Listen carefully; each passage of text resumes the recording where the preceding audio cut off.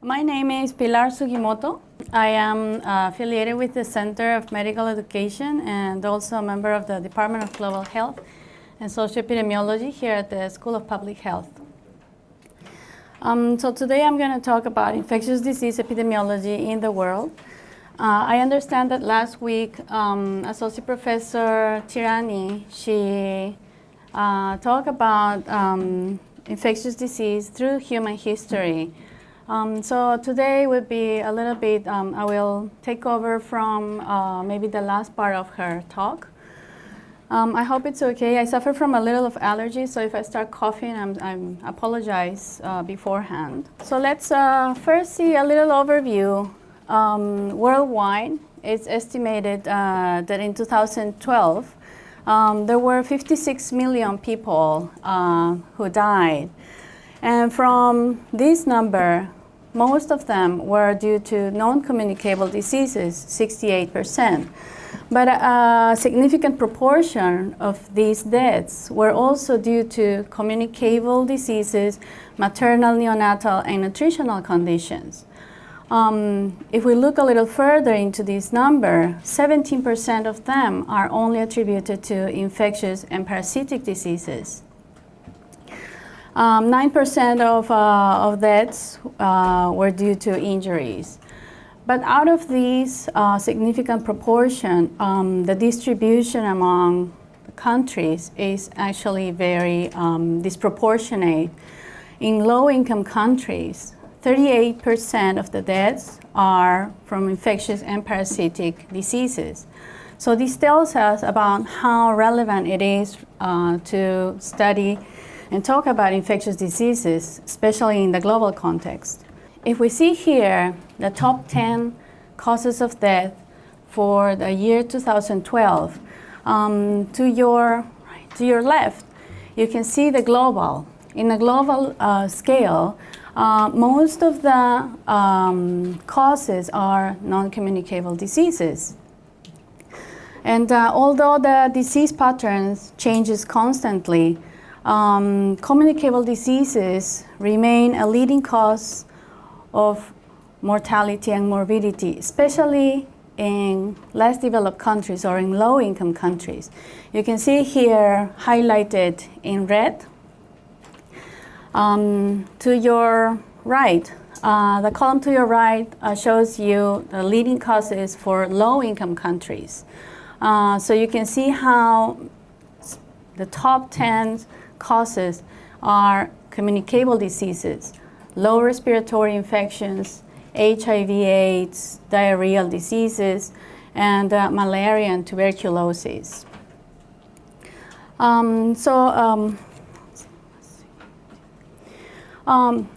But if we group the countries,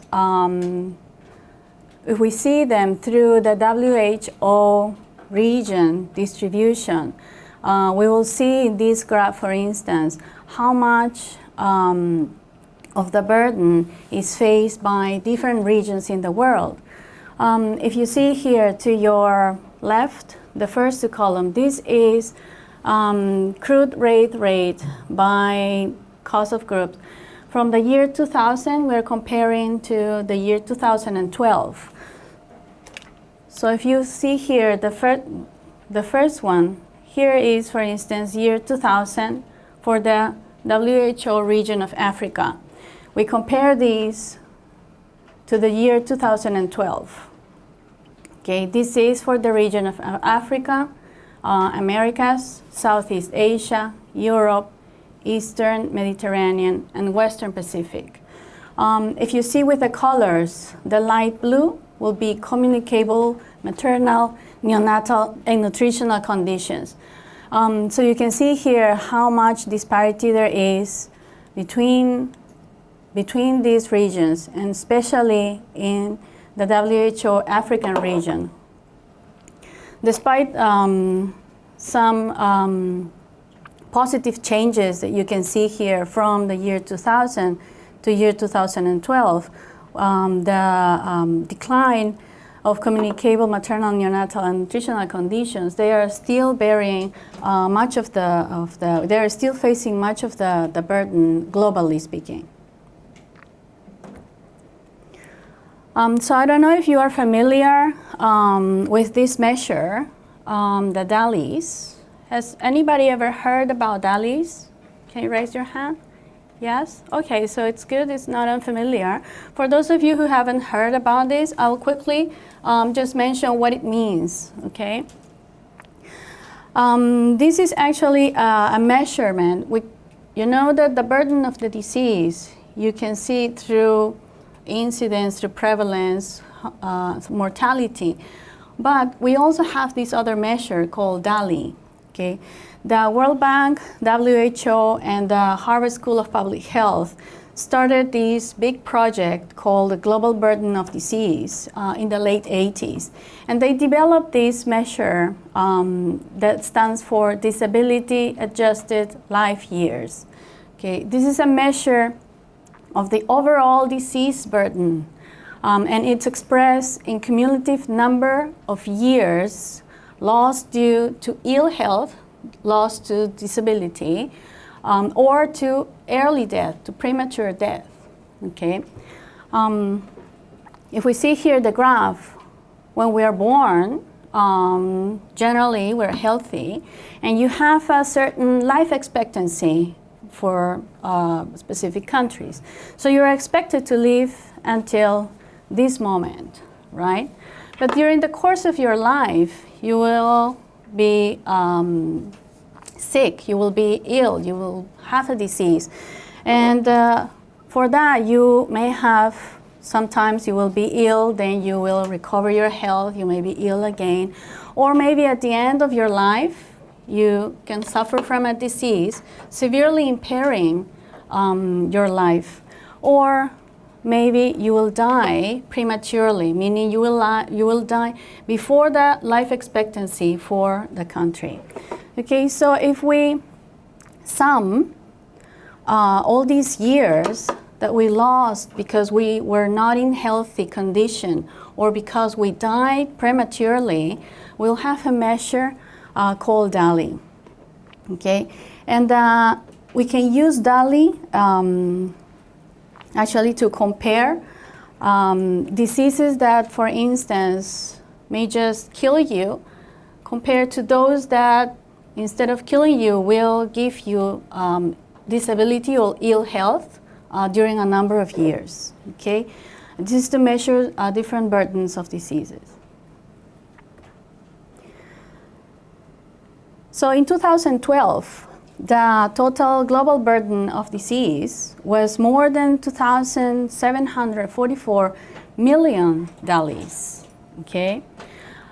Out of these, 21% was due to communicable diseases, all communicable diseases.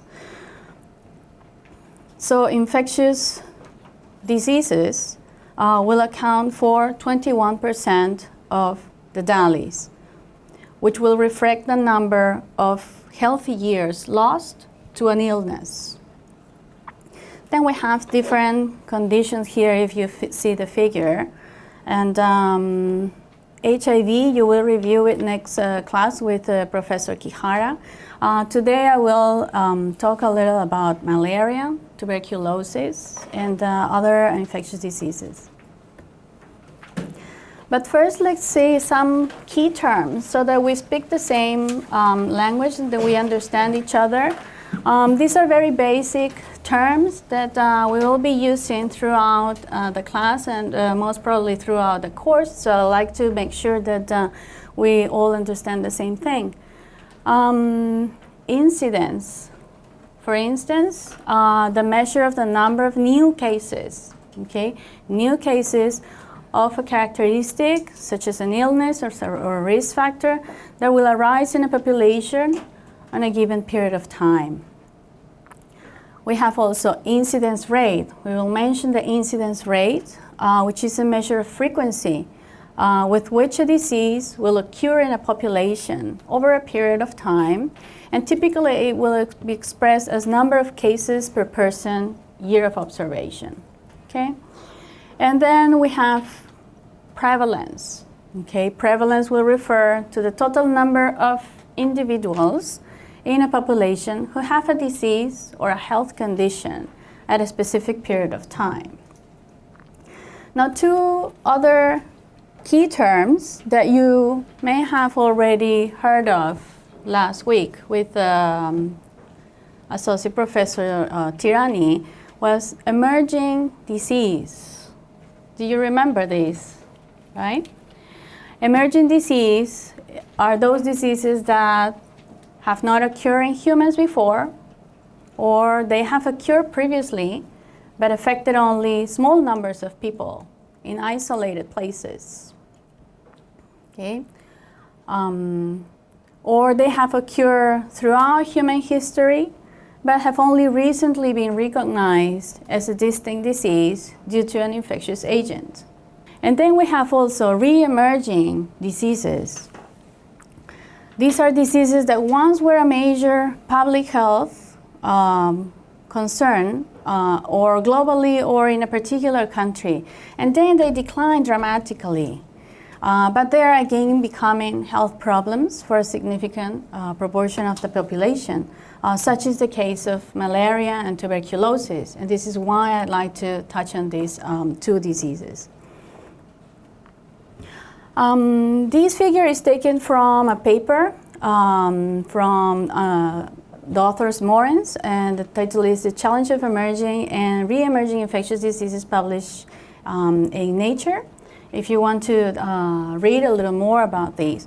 But this is just for you to see how many emerging diseases we have been having throughout the time. The red ones represent the newly emerging diseases. Okay? The blue ones are re-emerging or resurging diseases, and the black ones are deliberately emerging diseases, none other than bioterrorisms. Okay, so in the whole world, we do have different diseases emerging in different places. Now, the most salient modern example maybe of an emerging infectious disease is HIV/AIDS, which by now we know that very likely emerged a century ago.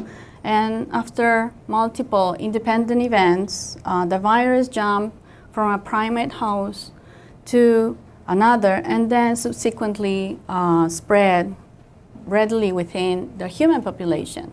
But you will learn more about these next week. So this is a list of the major emerging infectious diseases. So you can see here the year to your left. Sorry, I have trouble between right and left. So this is the year where they have been identified, and this is the agent and the disease they are causing. Here, for example, we have also in 2002 SARS, and we will see a little about SARS also very quickly.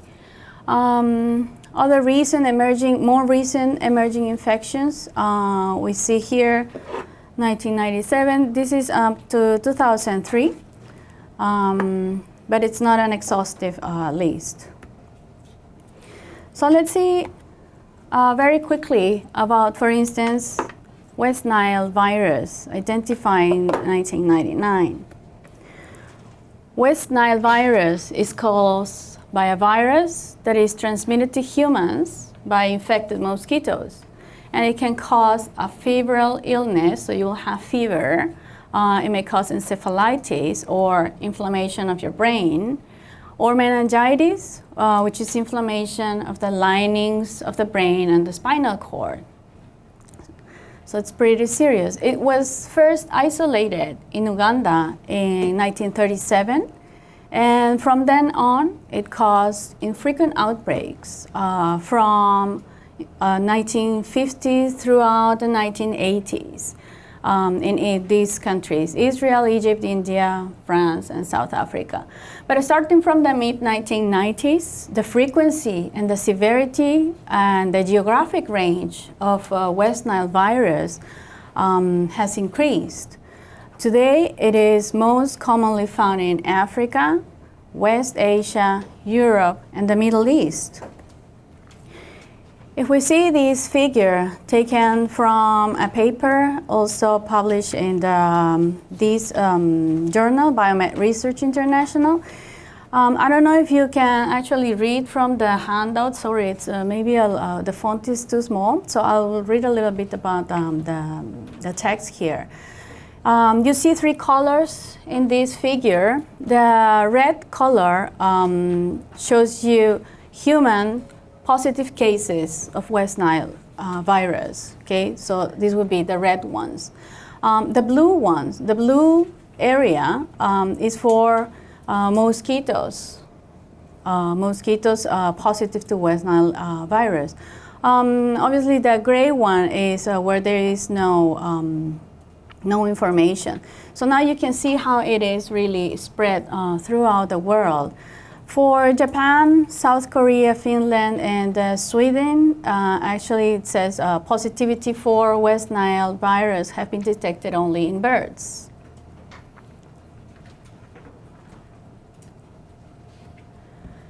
If we see, this is data from CDC in the United States. This is the number of cases of West Nile virus reported to CDC by year from 1999 to the year 2014. So the number of cases have been increasing. In 1999, they reported 62 cases, and by the year 2014, we now have more than 2,000 cases. The first case in Japan was confirmed in October 2005.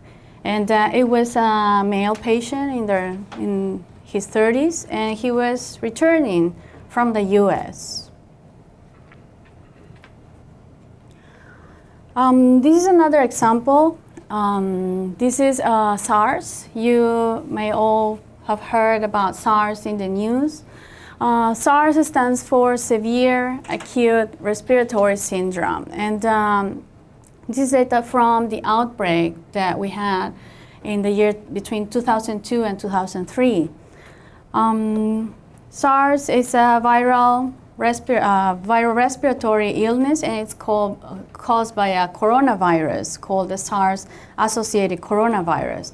In general, the disease will begin with high fever, and it may have other symptoms like headache, feelings of discomfort, or body aches. And after 2 to 7 days, the patient may develop cough, okay? And most patients will develop pneumonia. So SARS was first reported in Asia in the year 2003. It was first reported in the year 2003. And over the next few months, the illness spread to more than a dozen countries in North America, in South America, in Europe, in Asia, before the epidemic was contained. Okay. And scientists believe that the virus emerged in China, in Guangdong province, that it infected people who handle or who inhale the virus droplets from a mammal, called a civet or civet. It's a cat-like mammal.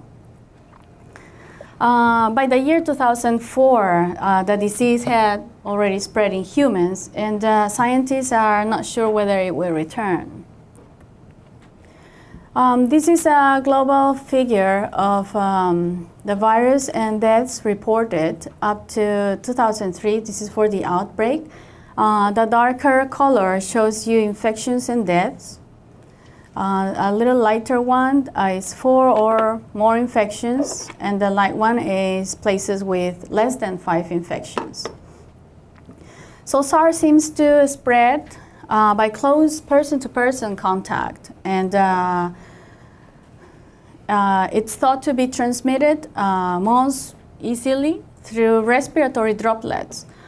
This is produced when an infected person coughs or sneezes.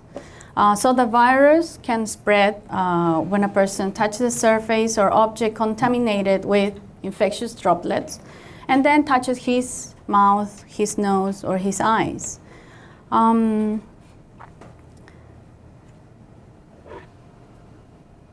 Okay, so prior to the SARS outbreak, emerging infectious diseases were thought to take maybe weeks or months to spread globally. But the SARS outbreak showed how efficiently a virus could spread through international travel. And by mid-2003, SARS virus had already spread to 29 different countries. So this is another list of major re-emerging infectious diseases. We have here the column of the diseases and the pathogen and the transmission of the root vector. Okay. At the top we have here malaria, for instance, transmitted through female Anopheles mosquitoes. Okay. So we will review one of these diseases in the list, for instance, dengue fever. Dengue is caused by any of 4 close related viruses. The infection with one serotype will not give you immunity to the others. And sequential infections will put people at greater risk for dengue hemorrhagic fever and dengue shock syndrome. Dengue is transmitted between people by mosquitoes, Aedes aegypti and Aedes albopictus, which are found throughout the world. And in many parts of the tropics and subtropics, dengue is endemic.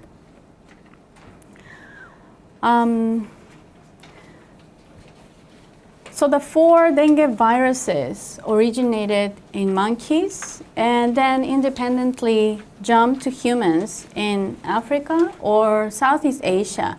And this was maybe 100 or 800 years ago. And I want to mention this also, that disruption of World War II, in particular, the coincidental transport of the mosquito around the world in cargoes, are thought to have played a crucial role in the dissemination of the viruses. Okay, and keep this in mind because at the end of the session we will review some of the factors that drive the emergence of diseases.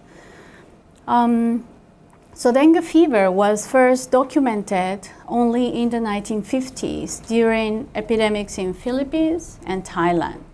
And it was not until 1981 that a large number of cases began to appear in the Caribbean and Latin America, where highly effective Aedes control programs had been in place until early 1970s.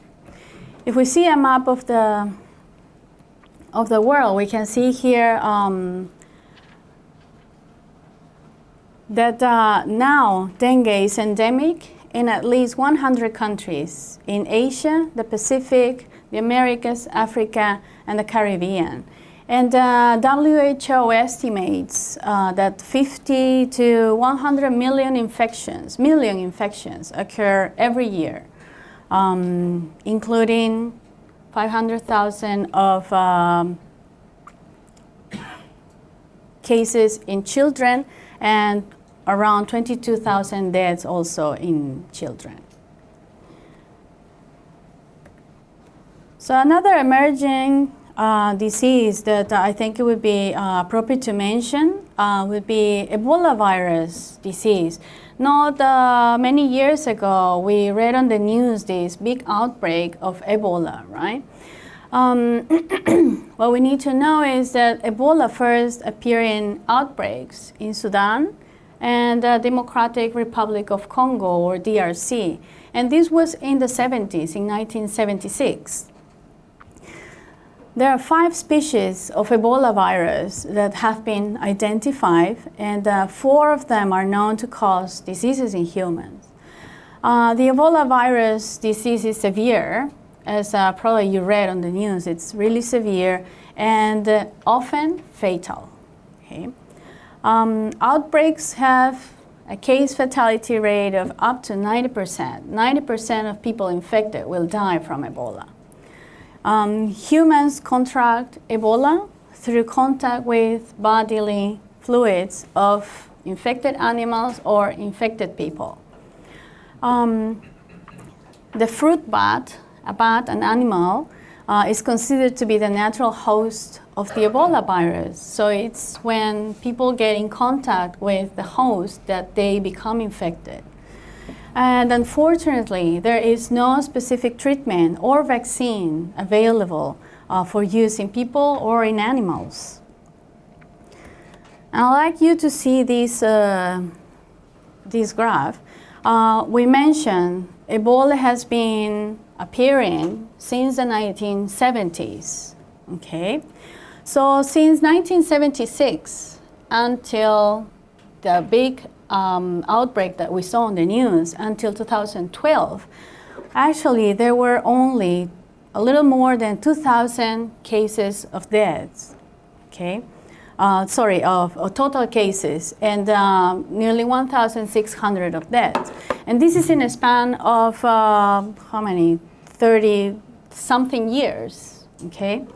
And then what happened between 2014 and 2015, suddenly we have this outbreak of Ebola. And quickly it spread to more than one country, and we have now more than 20,000 suspected, probable or confirmed cases of Ebola, and more than 10,000 deaths. Okay. Most of the cases occurring in Liberia and Sierra Leone, Guinea, and much less numbers in Nigeria.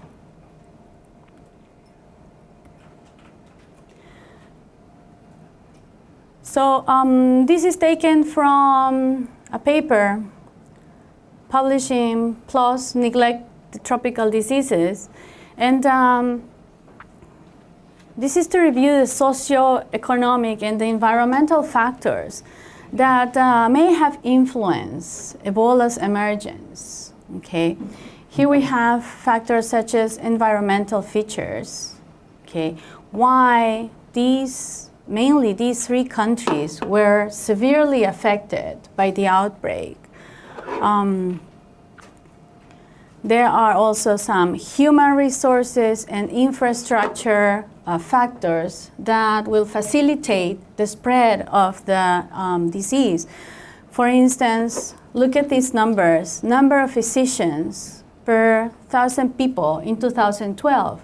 In all these countries, there is really not enough number of physicians to attend, not only for Ebola cases, but in general to all other diseases.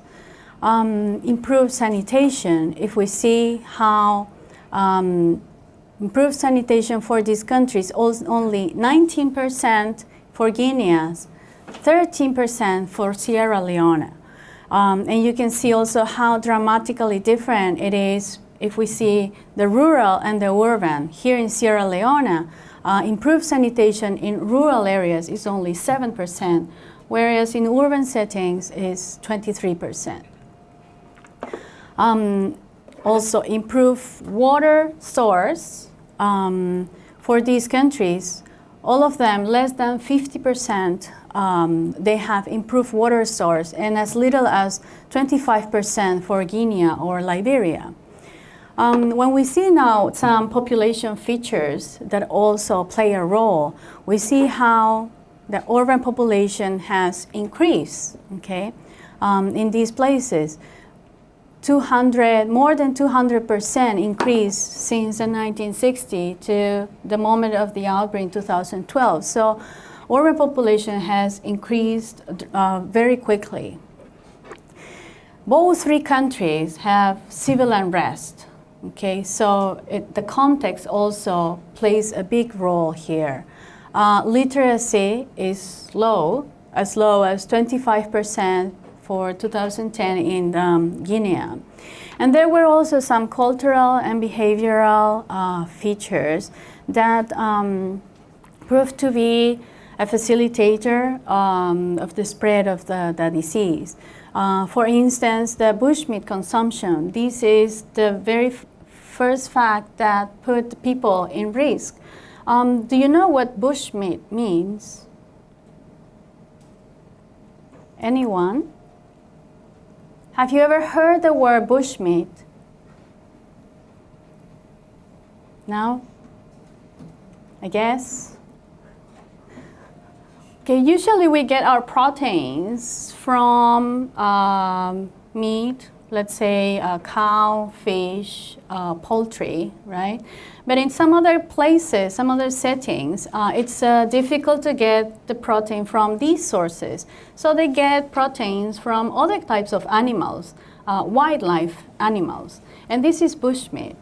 So they will go to the forest and they will catch or be in contact, they will hunt for wild animals, okay?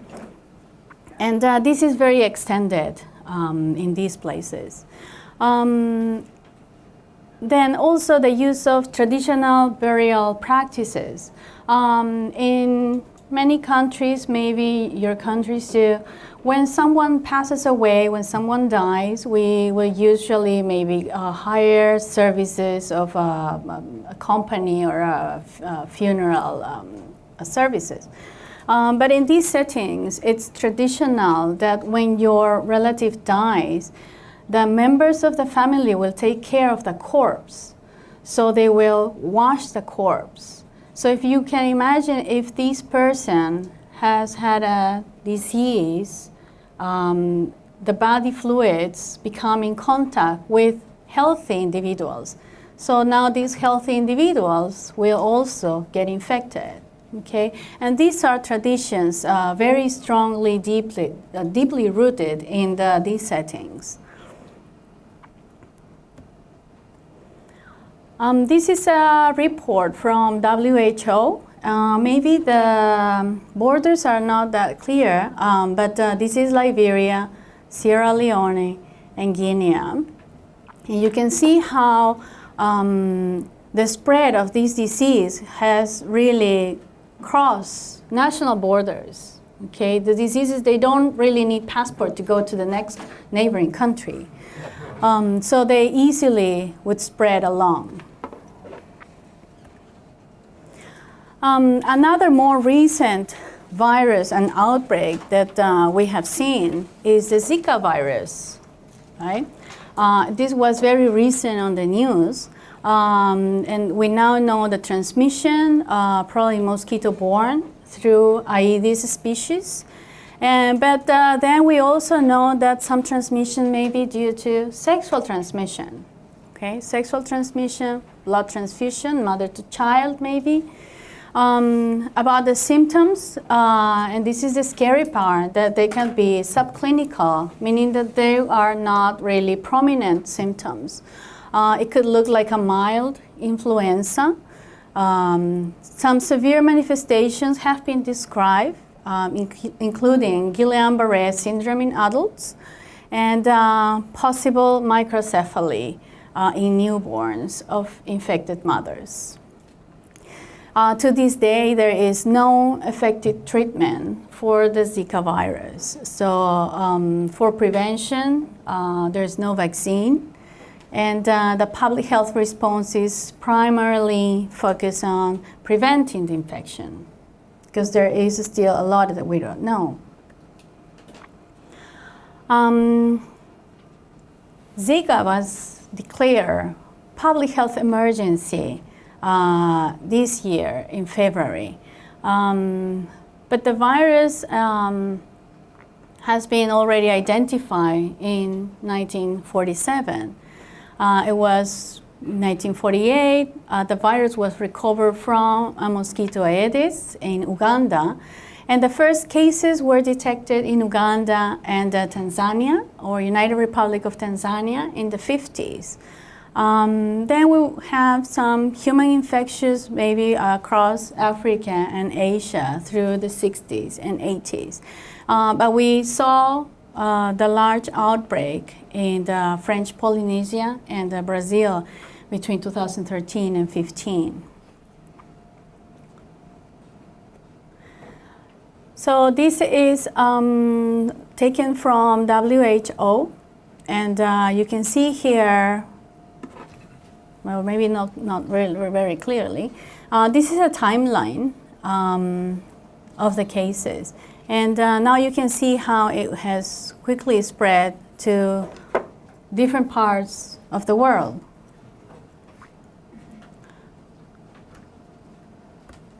So now I'd like to touch into malaria. Okay, worldwide, we already know that infectious diseases are leading causes of death in children, in adults. And malaria is also one of the leading causes. Let's see some characteristics first about malaria. Malaria is caused by parasites from the genus Plasmodium. So there are different types of parasites. Falciparum and vivax are the ones that pose the greatest threat. Okay? And that disease is spread by the bite of a female mosquito. Some of the symptoms, if you're not very familiar with malaria, people will experience fever, they have some chills, and symptoms like a flu. Okay? If malaria is left untreated, if we don't treat the patient, malaria can progress and have severe complications, and ultimately it can result in death. So it is a life-threatening disease. This is some highlights of the World Malaria Report published recently in 2015 by the WHO, the World Health Organization. And I'd like to mention a few key findings from this report. About the incidence. Globally, the number of malaria cases has declined. This is positive, has declined 18%. Okay, it has declined from 262 million in the year 2000 to 214 millions in the year 2015. But for 2015, we know that the estimated cases are occurring also disproportionately throughout all regions. 88% of the cases are there in the African region. Okay? 10% in Southeast Asia region, and only 2% in Eastern Mediterranean region. The incidence rate of malaria is estimated to have decreased. So it has decreased, the incidence rate, from 2000 to 2015 by 37%. And this is good news. So the target of the Millennium Developmental Goals, the MDGs, which was to halt and begun to reverse the incidence of malaria, has been achieved. Okay. Is everyone familiar with the MDGs? Have you ever heard about MDGs?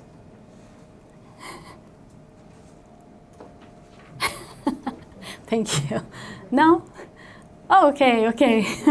Positive. Anybody else? Don't be shy. Just it's not an exam. Just to see if we're all okay. Yes. So for those of you, maybe is anybody wants to make a comment? No. No. Especially with the video, right? Yes. So in the year 2000, actually, after the Millennium Summit, a meeting of the member states, all member states, the United Nations, they agree to 8 goals, okay? And one of them, the 6th one, was related to HIV, malaria, and other diseases. So this is a goal all these member countries and other international organizations put their mind into, okay? We will have to reduce the number of HIV infections and malaria and other diseases. So I will briefly mention when I show you some of the findings, okay? Let's continue with mortality. Also, it is a good news globally between the year 2000 and 2015. And we're always comparing 2000 to 2015 because the MDGs started in 2000, and it was a goal that they have that will finish in 2015. Okay, we will do this, we will work towards this goal, and we will measure it in the year 2015. So how good are we doing or how bad are we doing? Okay, so that's why we're always mentioning from the year 2000 to 2015. So there was a decline, 48% in the number of malaria deaths.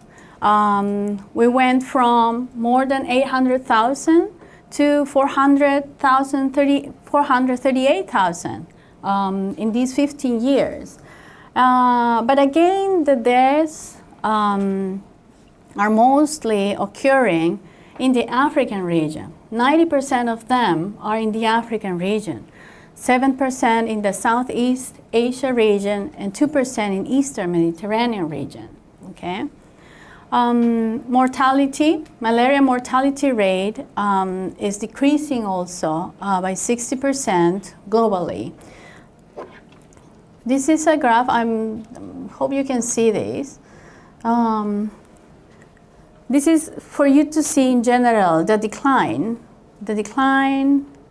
of 37% and here 60%. This is years from the year 2000 to 2015 versus malaria cases per 1,000 persons at risk and malaria deaths per 100,000 persons at risk. Okay. So we see here there were large reductions in the number of cases and in the number of deaths between these 15 years. Now if we see in more details by region, we see here this is the percentage in decrease in the estimated malaria case incidence. This is incidence and this is death rate. Okay, how much people die, how much people got infected by different regions from 2000 to 2015. If you see here, this one reached 100% reduction of their cases, and this is the European regions. But if we make an effort and we try to see this light color, this is the African region, okay? So we mentioned, yes, they have a decrease also in the incident, but still it's not as much as for other regions in the country, in the world. The same is true also for death rates. So some regions have achieved very impressive reductions in the burden, but still there is a lot of work for other regions, especially for the African regions. So this is the number of countries with fewer than 1,110 cases reported for malaria. If we see here, the first dark line would be the number of countries reporting less than 10 cases, okay? This one in the middle will be those reporting less than 100 cases. And the lighter one are reporting less than 1,000 cases. So in general, we see that with time, in these 15 years, the number of countries reporting less and less cases are actually increasing. So more countries now more countries, this number of countries, more countries are reporting less cases.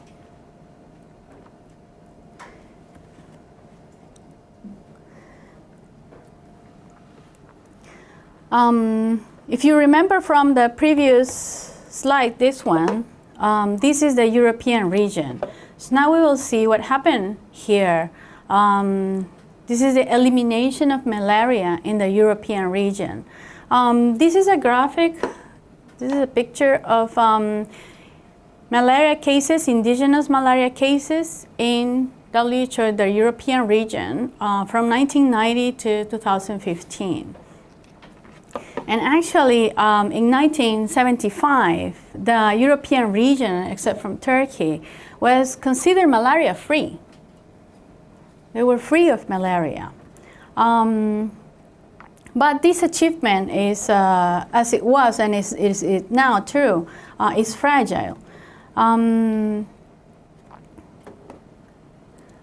Why did we see, this is Turkey, the light color, this is, each of the colors will represent different countries, okay? So why did we have this increase, especially in Turkey? Actually, this was following the first Gulf War and influx of refugees coming from Iraq. And then we have an increase also in other different countries, which was explained also as a consequence. This is coincidentally with a war in Afghanistan and the dissolution of the Soviet Union that was followed by re-establishment of local transmissions. So you see now how maintaining 0 indigenous cases will require a continued political commitment, constant vigilance against the re-establishment of transmissions, and of course further investment to strengthen the health systems to ensure that any resurgence can be rapidly contained.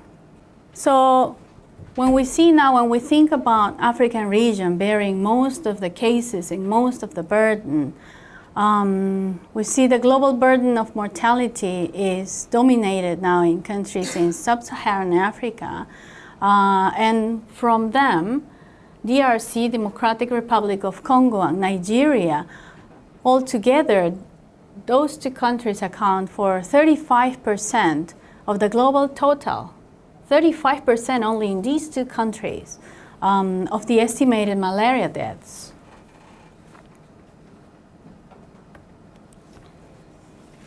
So now let's see another disease that has been around and is still posing very big challenges to the world, tuberculosis. Again, if you are not very familiar with this disease, tuberculosis is caused by a bacterium, okay? Bacterium called Mycobacterium tuberculosis.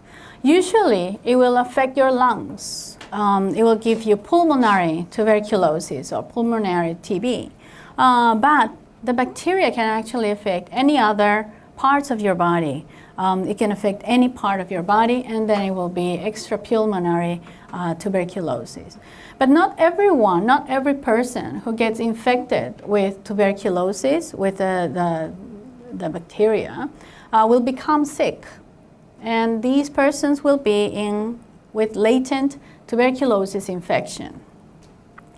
But if they are not treated properly, they can develop the disease, and those who develop disease, if not treated properly, it could be fatal.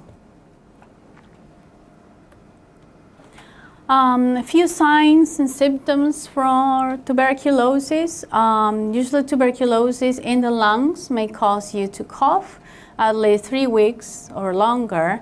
You have experienced pain in the chest. You may cough blood or sputum. And some other symptoms that the patients may have: weakness, fatigue, They will lose a lot of weight loss. They will not have appetite. They will experience chills or fevers or sweats at night. The symptoms of tuberculosis disease in other parts of the body will depend on the affected area. Okay, so now again, WHO publishes the Global Tuberculosis Report every year, and this is some highlights from the latest report in 2015. They have been publishing this since 1997, and including the main findings. Okay, so in the latest report, the absolute number of incident cases, again of new cases, new people diagnosed, is falling, but it's falling slowly. Okay, it's 1.5 per year since the year 2000. And there's an estimate of nearly 10 million, 9.6 million people newly reported in the year 2014. More than half of them are in the Asian region, 58% of them, and 28% of them in the African region, and much less in the other regions. Something important here, 12% of the cases of tuberculosis are HIV positive. 1.2 million new HIV positive tuberculosis cases. And 3/4 of these cases are in the African region. As to prevalence, we have an estimated 13 million prevalent cases, 13 million people having the disease. Okay? And the prevalence rate by the end of 2015 was 42% lower than in 1990, which is something encouraging. Regarding mortality, estimated 1.5 million deaths, people dying from tuberculosis. Okay? And from these, nearly 400,000 of them were among people with HIV. Okay? So now you are starting to think the importance of the link between tuberculosis and HIV. The tuberculosis mortality rate in 2015 was lower than in 1990, 47% lower. But now tuberculosis is ranking along HIV as a leading cause of death worldwide.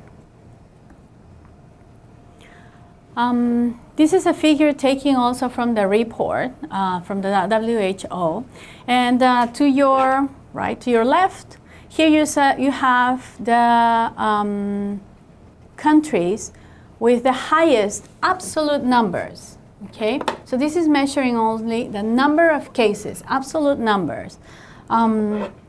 In terms of absolute numbers, the top 10 countries are these ones. Of course, this is a not very appealing top 10 list. From this list,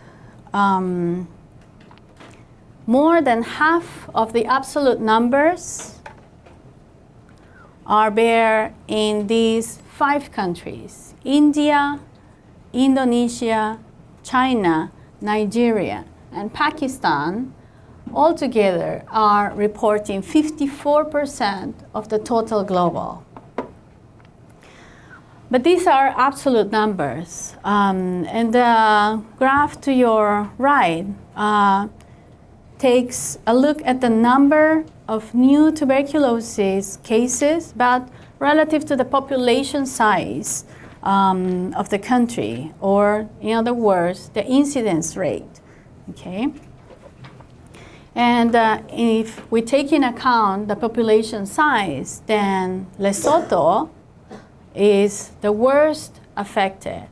If we check the global incidence rate, global in all the countries, in average, they have 133 cases per 100,000 people. in Lesotho, in South Africa, we are seeing more than 800 cases per 100,000 population. So it's very, very much higher than the global.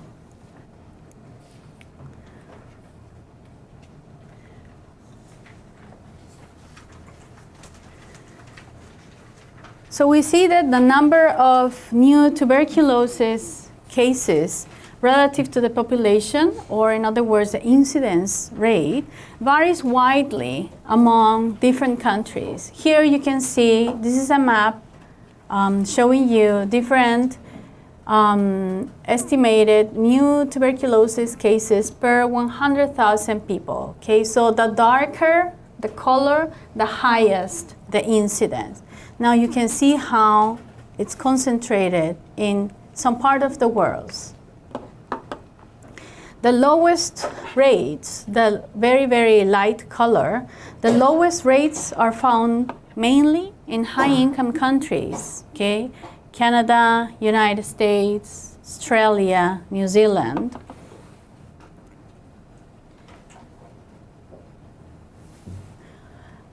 If you see here, this is a small graph that I put here. This is showing you the rate per 100,000 population, but this is grouped by the regions. Okay, you have here the region of the Americas, Europe, and this is Southeast Asian region and the African region. This is versus cases per year by thousands. So you see here how the region of the Americas, has the lowest burden of tuberculosis on average.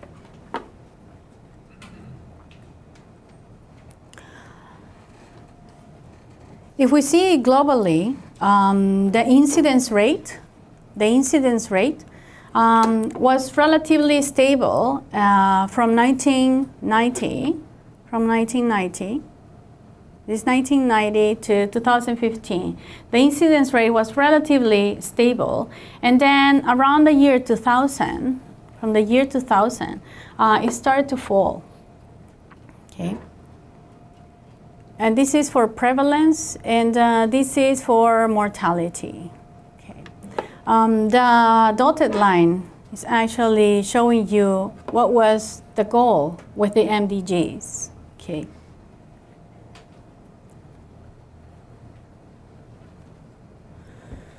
If we see now, this one was the global view, but we see now for the different regions, we see how they have been doing in terms of incidence rate.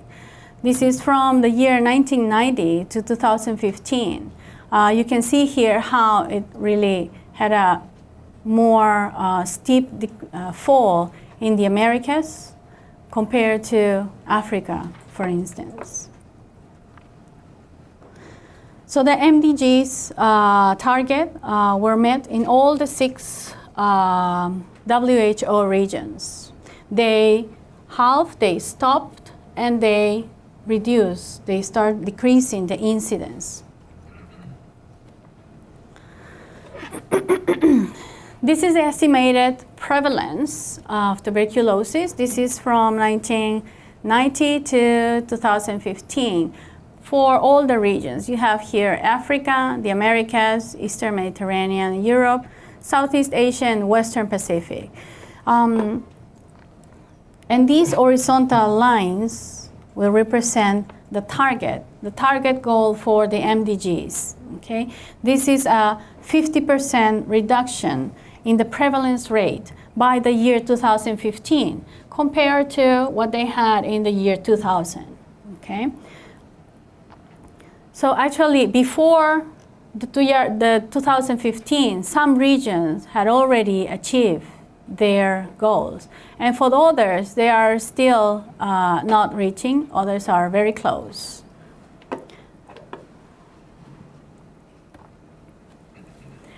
This is the estimated HIV prevalence in new and relapsed tuberculosis cases. Again, we can see how disproportionate it's affecting to different countries in the world.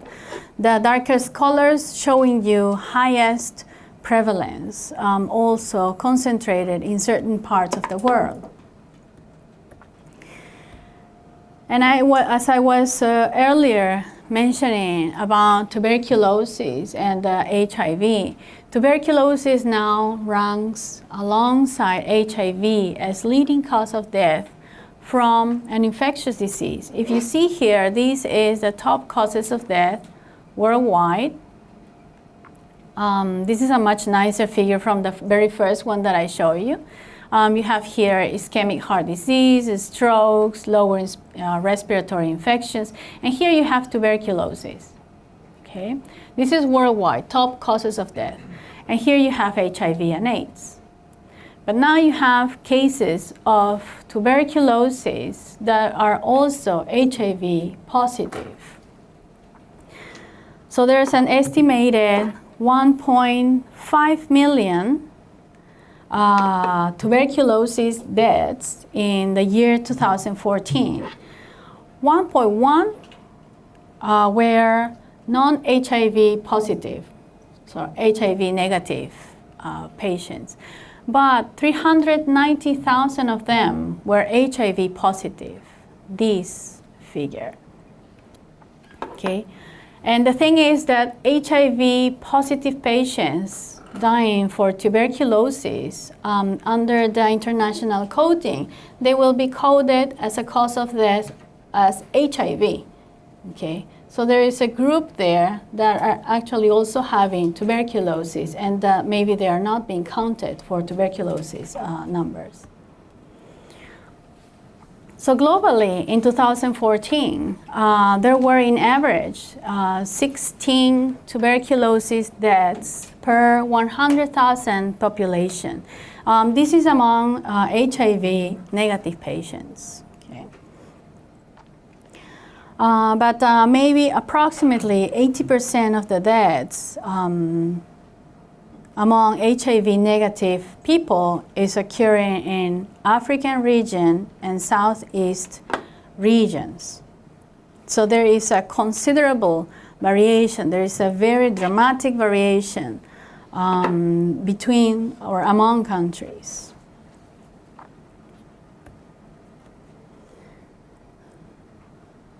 This is a nice figure also showing the different regions of WHO, Africa, the Americas, Eastern Mediterranean, Europe, Southeast Asia, and Western Pacific.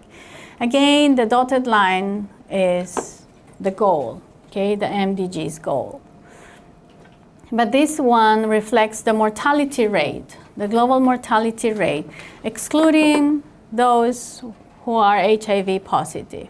The mortality rate globally has fallen 47% in this timeline. Some of these regions have done much better than others, are still close to the goal, but not there yet.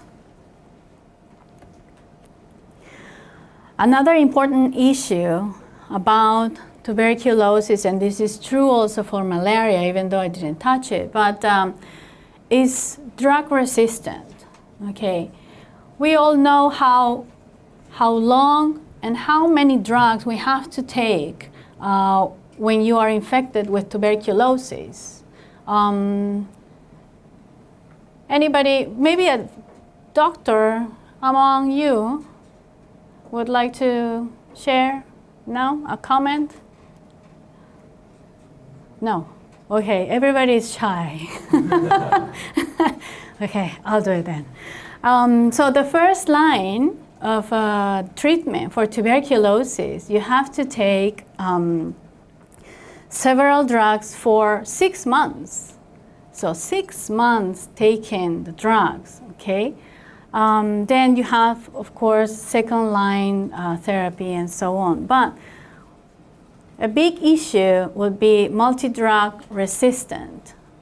multi-drug resistant tuberculosis is when you develop resistance to at least rifampicin or isoniazid, which are two of the most powerful first-line anti-TB drugs. So imagine you have the first line you have to take for 6 months, and then you stop taking, you develop resistance to the drugs.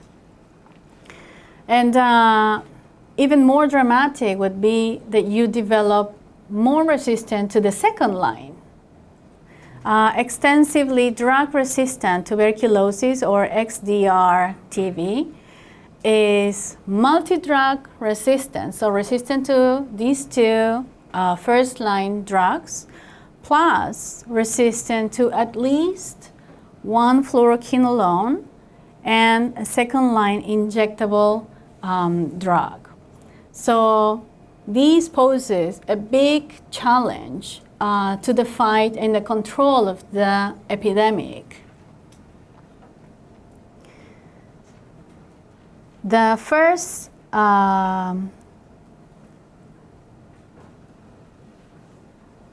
it was first identified in South Africa in 2005, extensively drug-resistant tuberculosis. And it will definitely pose a threat, not only to the country where it arises, but globally, to control the tuberculosis epidemic.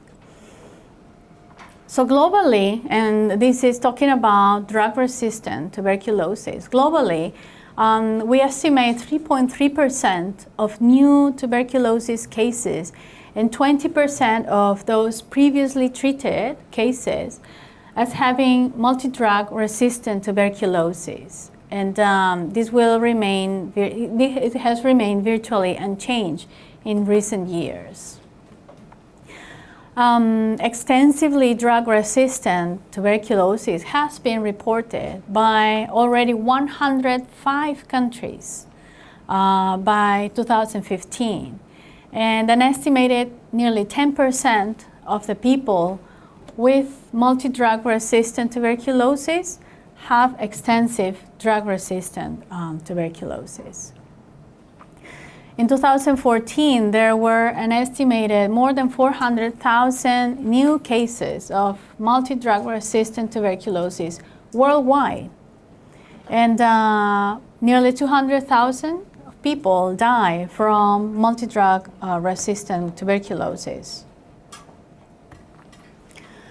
If we see here now globally, this is the number of multi-drug resistant tuberculosis that is estimated to occur among those who are notified of tuberculosis. This is for the year 2014. So more than half of the patients were in India, China, and the Russian Federation. So you can see here with the darker colors.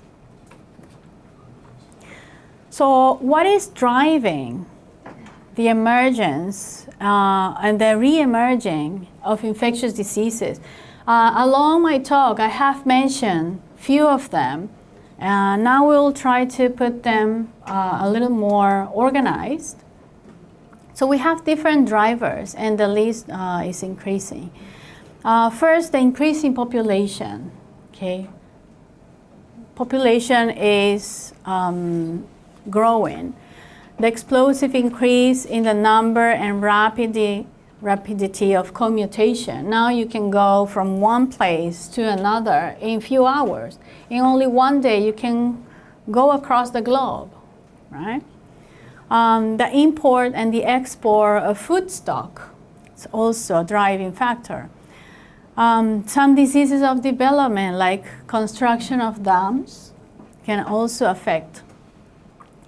The expansion of human residential area, more urbanization, growing spaces, and moving away some hosts. The import and the export of animals, the breeding of large quantity of poultry, And definitely, despite some group of people trying to reject this, the global warming and the climate change, very much real and also affecting war and refugees. I have slightly mentioned also how in some of these diseases, war and refugees movement also can affect the spread of disease.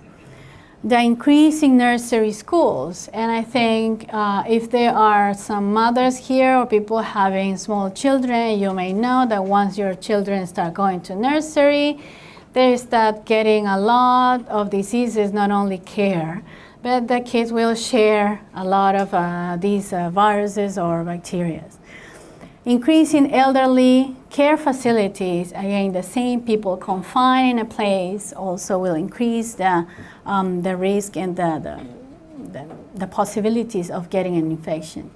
The abuse of antibiotics. Maybe in Japan is much more restricted, the use of antibiotics, but in many other places of the world, not only medical doctors prescribing a lot of antibiotics, many times were not necessarily needed, but also you can obtain antibiotics over the counter very easily without a prescription. Okay, so these also fuels the resistance. Increased virulence of pathogens. We have seen how pathogens are constantly mutating and changing and evolving, and posing and constantly challenged to the advancement of technology. And of course, we cannot forget about bioterrorism. Unfortunately, it's still a threat. So I'm not going to go over each and every one of them, but you can see a little of a few of them now reorganized. This is taken from a paper published in Emerging Infectious Diseases, how appropriate the journal, factors in the emergence of infectious diseases. And you can see here some factors. These are the factors. And examples of specific factors under these titles. And examples of diseases that they may be related to. Okay, for example, if we see here human demographics and behavior as a factor, society events, population growth and migration, people moving especially from rural areas to urban areas, or now displacing from one country to another. War or civil conflict in many parts of the world, they are experiencing war and conflict still. Urban decay or different sexual behavior, as for instance, intravenous drug use, or maybe use of high-density facilities. All these may have played a role in introducing HIV, for example, the spread of dengue, the spread of HIV, and other sexually transmitted infections. Okay, we now have seen also how international travel and commerce also is playing a huge role. We mentioned how in only one day we can go from one place, one point in the globe, to the complete opposite pole of the globe. So worldwide movement of not only people but also goods, and the air travel facilitates, okay, with people and with goods, also some bacteria, some viruses, and some other illnesses may be traveling along. The airport malaria, dissemination of mosquito vectors, are some of these examples. This is a report from CDC in the United States. It says Lassa fever confirming death of US traveler returning from Liberia. So a person was coming back, maybe home, from a different country. And the importance of all these texts is the patient did not have a fever on departure from Liberia. did not report symptoms such as diarrhea, vomiting, or bleeding during the flight. And his temperature was taken on arrival in the US, and he did not have a fever at that time. Okay, so they travel so fast, they don't have time to develop any symptoms, but yet they develop on the other side, and then they may be risking also other people. These are some examples of how, again, a little more, and I cannot emphasize these more, how diverse environmental changes can affect also the occurrence of various infectious diseases. And this is taken from the WHO. If you are curious to read a little bit more about it, at the bottom of the slides, I put the URL. They're all shortened URLs, so I didn't want to put a very long one. But here you can see how environmental changes can also be involved and relate to the spread of different diseases, and how these, what is the pathway to do this. Here you can read later with more details about dams and canals and irrigations activities also maybe helping the spread of malaria or schistosomiasis and so on. Some agricultural intensification or urbanization and urban crowding, how putting more people in a confined space also can fuel, for instance, outbreaks of cholera, dengue, or other diseases. Deforestation and new habitation for the mosquitoes, for instance, or reforestation, or ocean warming, or more precipitation, more rain. Okay, climate change, it's raining more, so it's changing the environment also. So this is the last slide. You have seen last week how infectious disease severely and dramatically affected human population throughout history. And now you have seen also how it's currently still affecting much of the population, especially to some regions in the world. So this is for us to remember that the infectious diseases are still very persistent threat. And most of these threat and these deaths are occurring in low and middle income countries. So we still have very much to be vigilant and aware of this. Okay, thank you very much. This is my last slide. If you have any